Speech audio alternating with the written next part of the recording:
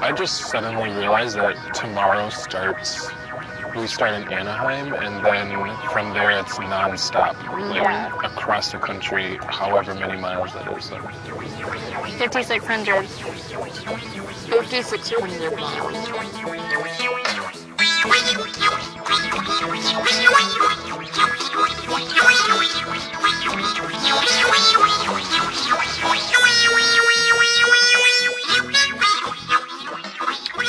Our first interview is going to be with Christian Jacobs of Yo Gabba Gabba. Christian Jacobs, he produces this kids' television show. Like, to try and explain Yo Gabba Gabba to somebody, it's difficult. We kind of sound a little crazy.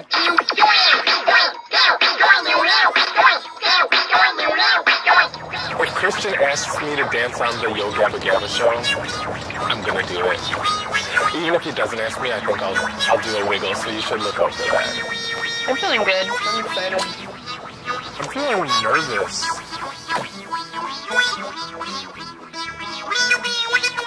Oh my god! Oh. Oh my god!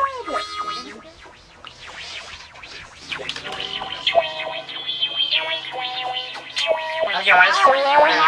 How are you? Hello, I'm Tina. It's nice to meet you. I'm Vanessa. Vanessa. Alright, we're talking on the phone. I'm Kelvin. What's up, Kelvin?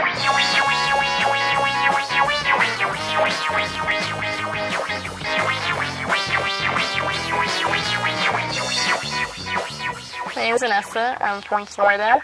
I have a couple different interests, and for the past 2 months I've been working at a production company.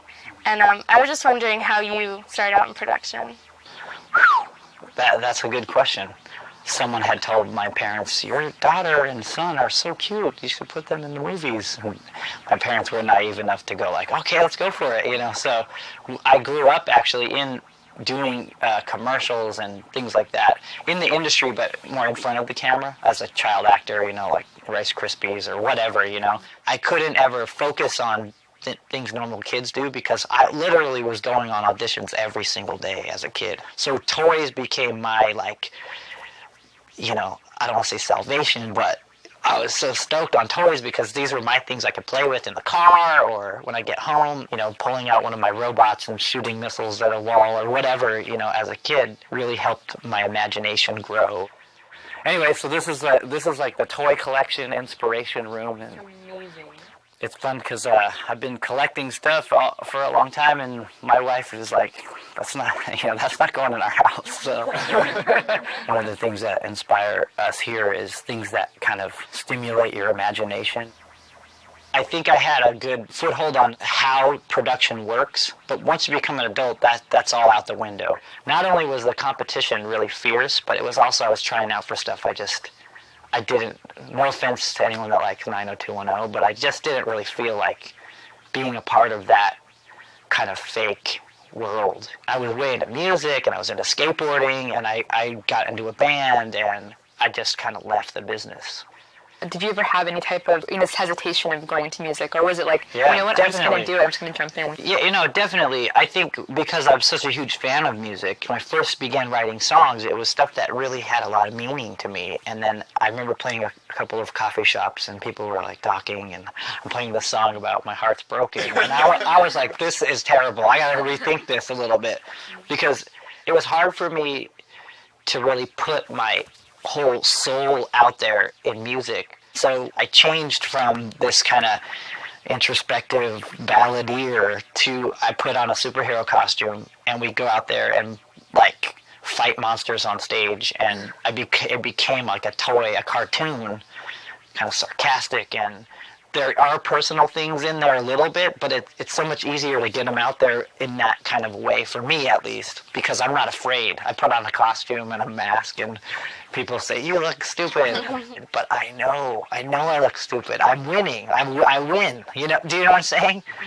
Like, I created this, like I draw a mustache on myself and I black out one of my teeth. Because one time I went into a club and I saw that someone had done that on our poster. Had like done a mustache and a tooth. And so I was like, from that night on, I started doing it. Because I saw that the kids at that club would see that and say like, oh, he looks just like the poster. But then I thought about it and was like, preemptively, I'm going to strike. I'm striking first, so I can't lose, which sounds kind of backwards thinking, but it was very positive and in the long run because it basically unlocked that kind of fearlessness. Like I can do this. I'm not afraid. This is the magic mustache. Magic mustache. And I think that eventually led to us not being afraid to do Yo Gabba Gabba and just do it ourselves. We can do this. We don't need someone to pay for this. We can pay for it ourselves. We can do it. And that's a whole nother story in itself. But You can tell it. Yeah.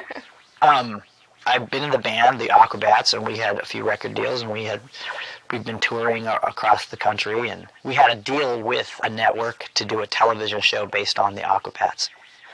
It just got really tough because when you're at a network, they have their objectives, and you have your creative objective, and sometimes they don't really meet. But anyway, long story short, we had an idea, and we knew that just going to a network with it we were gonna end up in this kind of development again. So we were like, okay, that's it. We're doing it ourselves. And so we all, we took out loans on our houses, and we just basically got the financing together with some other friends as well. We shot like a little pilot, and we sent it out to networks, and no one really responded. We were just naive about it. So like, let's put it on the internet. So we put a trailer on the internet, and sure enough, on our website, we had like 2 million hits in like a week, and it shut down our server, and people were going crazy, and they're passing it all around. Like, what is this crazy thing, Yo Gabba Gabba? And then that's when the networks started calling and saying, hey, someone sent me this, and I see you have 2 million hits. And we were like, yes, this is working for us. This is crazy. So we met with a few people, a few networks, and Nickelodeon seemed like they got it. That's when it all began, and we began making the show. So going back to that time where you had to take out loans, what was the dialogue like with your wife and with your friends, but especially your wife? Well, I was working at a clothing company, and right around the same time we started, really, because we'd had this idea for a while, Yo Gabba, and I think it was just having the guts to go for it, because we were getting older, and I just had my third child, not me, but my wife had just had her third child, and things were we just could feel like things were closing in on us. And while you're young, you can take chances, but once you get, start having kids and you need to have a steady income, it's hard. It was tough. And talking to my wife about quitting my job and going for it, I think, and that's a testament to my wife. She's amazing, and she's very patient. I was scared, but we knew we had to just put it all in. This is it, all or nothing. Yeah, I'm definitely missing that, motivation in my life where I don't have a choice.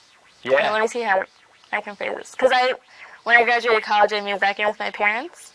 Uh-huh. And there's nothing, really motivating me to get out rather than, sometimes it's like, okay, I don't want to live with my parents anymore. Right. But it's not like I have to move out or I have to take care of someone else. It's like, I have to get out when I make the decision. Yeah. And it's like, but I'm scared, so let me just Right. stay here. And Well, it's hey, like, you bring up a good point. You got to put yourself in those sink or swim situations. You really do.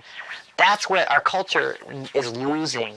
We're losing the make things tough on yourself so that you're stronger. We're getting to the more that's too hard, or convenience is the way to go, No way. Make it hard. Work at a production company and learn the ropes. But be ambitious. Don't just go home and watch Lost after you're done. Stay up late and write a script and go sink or swim, It really wasn't until we had to do this or it was never going to happen.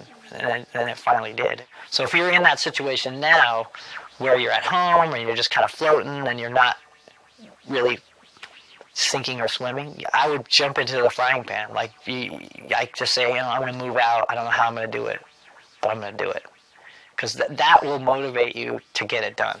When you have to do it, you'll do it. So that's a good point. You might want to move out of your house. And then you can play, Because we spent an incredible amount of time playing around, but that's the goal. That was the goal. So you can see we spend a lot of time doing lots of stuff that's important here at work. It's like, what do you want to do? I want to do whatever I want to, everything. You know, play. Just play all day with my toys, you know. And so that was the goal. And so I worked really hard, crawling through the mud to get to the play zone, you know. There's 3 of you guys and there's 3 robots. That'll work. Okay, here, stand in the middle.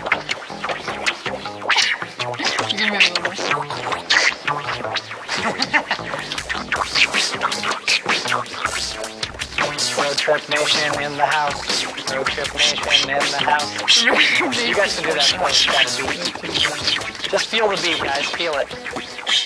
And, you know, whether you're working with a charity or this and that, I think all of us humans on the earth, we have a responsibility to share and to give back. Like, let's help each other win. You know what I mean? That's why when Vanessa called and was like, you know, I want to do this, like, yes, of course, you know.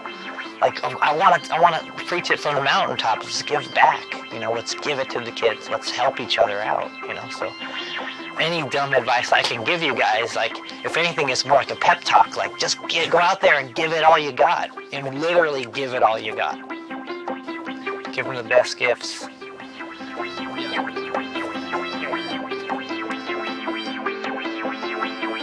Your ideas can be so crazy, and they can go places. And it just allowed me to feel like you can be crazy too. Like, you have some outlandish ideas and you can go places with them. It was great.